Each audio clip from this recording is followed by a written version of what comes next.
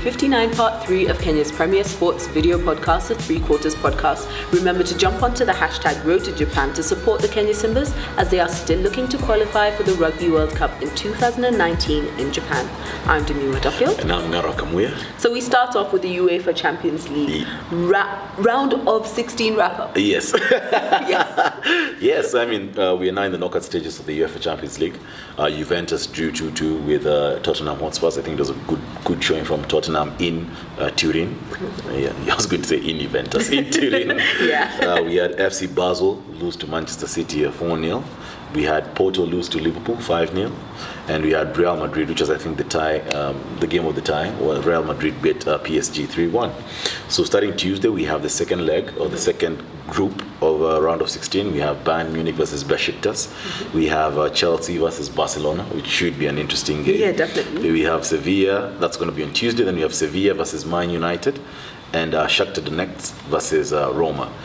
Round 2 begins on the 6th of March, where we're going to have now the away legs for all these games. So we'll go back to what was played last week, and then of course what's going to be played this week is going to be played the week after. So for this week's games, I mean, Chelsea versus Barcelona, of course, is the game that people should be watching. It's going to be in London. I don't think Chelsea have the muscle to beat Barcelona, and Barcelona actually having a very good game. So I think Barca are the ones who are going to win this one. Yeah. All right. So more football. Yeah, more football. Yeah. We've got the FA Cup results. Exactly. Yeah. So FA Cup, oldest knockout competition in the world. It's happening, of course, for those guys who don't know, FA Football Association, which is the governing body of football in England. So the FA Cup happened this past weekend. We had Chelsea beat Hull City 4-0 on Friday. Olivier Giroud scoring a goal, his first goal for Chelsea. We had Huddersfield lose to Manchester United 2-0. Then we have Tottenham Hotspurs, which will be playing Rochdale, and Manchester City will be hosting Wigan. After these games are played, then we'll be able to know which teams proceed to the quarterfinals of the FA Cup. So, I mean, knockout football is always interesting because it's who has it on the day. Yep. I think Chelsea were too strong for Hull City. I watched that game on Friday night. Yeah. I also watched Huddersfield versus Manchester United.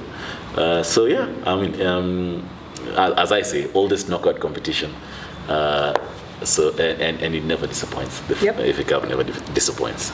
So today, I mean, wow, that was really quick. We're on to our bonus segment already. Yeah. So last week we focused on how other jurisdictions, such as the Super Bowl, use sports sort of as a business. Yes. Yeah. Yeah. Now, what we didn't get into is how Kenya can do the same, basically. Yeah. And I mean, with the new cabinet secretary of sports, that's Rashida Chessa coming in, do you think that we're likely to see change in the sporting industry? In the sporting industry. Look, Rashida Chessa, as you've said, he's just been appointed the cabinet secretary for sports. I come from the school of thought, and I think it's what happens everywhere in the world, that government's work is policy and legislation. Government's work, just to quote, I remember watching a speech the president gave just after he had been elected the first time, and he said, government's work is to create an environment for the private sector to thrive, right? So what would I be expecting Rashida Chessa to come and do? I'd be expecting him to place, to have the policy and legislation in place to make sports successful. But as it is right now, and that's what I've been trying to tell people, as it is right now, before even I go into that, people have been making noise after his appointment because, and the thing that looks to be the main topic is his education, because he's a dropout. I think he finished in standard 7. Yeah.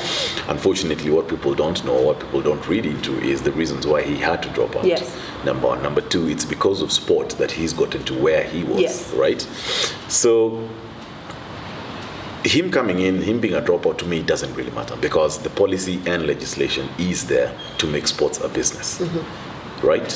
What the Sports Act 2013, brilliant piece of legislation that has placed, has made it possible for sports to be run like a business.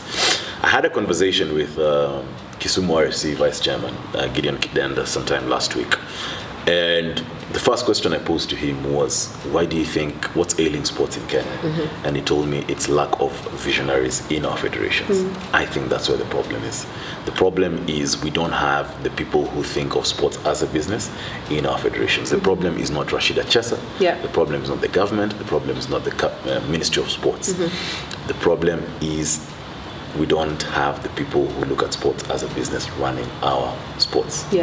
Maybe you can go and be draconian and pass legislation, forcing, for example, all football clubs or all clubs to be owned by limited liability companies so that they run as a business. As a business.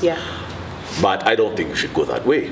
I think just to echo, just to spin off from what we were talking about last week with regard to how America have done it very well in terms of commercialization of sports.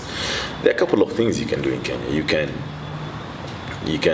My easiest options, I've always said, is LLC, limited liability companies running the actual clubs. Because I've done my research and I've talked to very many people and I've asked, in fact, there's somebody asked this past weekend, let me go back home, Kenya Harlequins. If Kenya Harlequins was converted into an LLC, would you invest in it? He said yes, without a doubt. The only reason why I do not invest now is because of accountability issues. Where is this money going to? I don't know where it's going to. But with an LLC, you have some good corporate governance structures. You have some transparency, for lack of a better word, because this is shareholders' money. You have to account for each and every coin that has been contributed into the company. So that's the first route I'd be looking at. I'd be looking at merchandising. We have really failed in that. Merchandising is not only jerseys. There's jackets, there's hoodies, there's cigarette lighters, there's mugs, there's beer, beer mugs. There's everything. There's scarves, there's cufflinks, there's ties, there's cups. So I think that's another avenue people should be looking at. We've talked about broadcasting rights, which is where the big money comes. I keep on telling guys that of the billion euros Manchester United generated in the year 2017, only 19% was gate charges. 33% of the money they generated was off broadcasting rights, and 48% was off commercial, like merchandising, which we've talked about. So we need to get people involved in the broadcasting.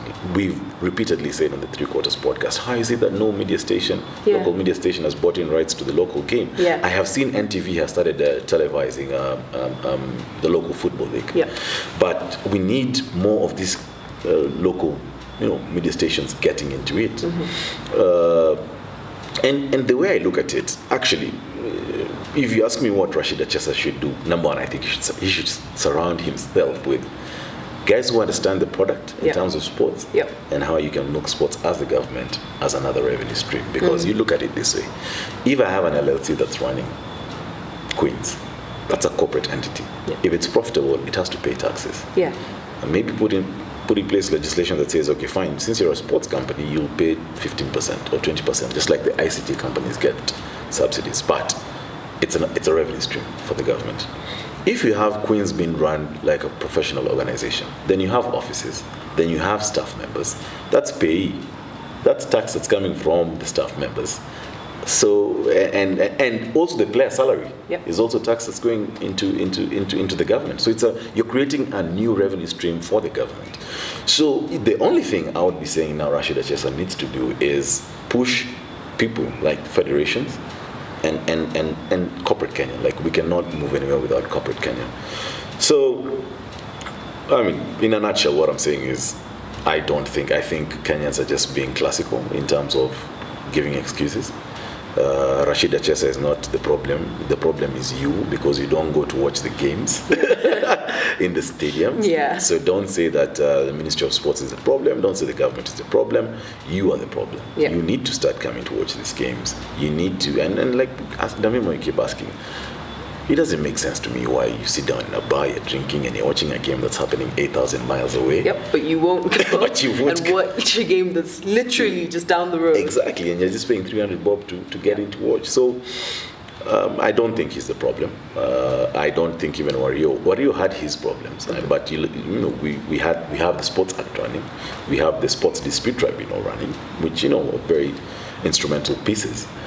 I just think the problem is, and especially the middle class Kenyans. And for us to make it commercial, we just need forward-thinking people at the federations. Maybe then we get the middle class involved and corporate Kenya comes, but it's definitely something that's doable. We need to start giving money to our sports people. Our sports people need to start earning money. And look, it's a transition. I mean, we're not saying that we want it to be like America where sports is what you're doing 24/7. It's a transition. We can start with some proper salaries and some proper structures. In the same way, like in New Zealand, what's his name? The fullback, Ben Smith. He's also an accountant, you know, and I remember watching an interview just after the Rugby World Cup finals, and he was like, okay, now I'm done. I have to now focus on my accounting job when I go home. Conrad Smith, he was a partner at a law firm, you know, but he still had time to, you know, he was playing rugby professionally. So we can transition, as you know, they're still doing their jobs and they're still playing rugby and they're still being paid well, and then we'll finally get to the point where our players are earning salaries based on sports fully, but it's something that can be done. Yeah. Yep. I think I totally agree with what you've said, and I think that's definitely the way to go. Yeah. I mean, it's high time that. I mean, you can't keep having excuses like someone's going to play for a club and they're like, I didn't have bus fare to come today. You can understand, like, it's easier for people who are working, but when you're not working, then that's it. Whatever it is that you maybe get from the club, or if you don't get anything, doesn't help you. Like you don't have enough for you to make training. Now that doesn't make sense. We need to move away from that. Yeah. We do need to move away. And look, it just, as I'm telling you, we need visionaries in our federations. Maybe we need some tough measures. Maybe then Rashid Achesa needs to come in and say, look, guys, you have to run sports like a business. You know, federations have to have some forward-thinking guys. Maybe he does that at that point. Maybe you put in some policy or legislation at that point. But I think it can be done even without that being done. That should be our last resort. Yeah. I think it can be done even without going through that that tough way. Yeah. But anyway, as in a nutshell, as I said, I don't think he is a problem. I don't think the government is a problem. I just think the problem is with us. Well, guys, tell us what you think, but also go watch the games, starting with our future game, which will be in Nakuru. Yes, and guys, just let us know what you think by following us on Instagram, liking our page on Facebook, and subscribing to our YouTube channel. I'm Demima Duffield. And I'm Ngaro Akamuya. See you next week for the Big 6-0.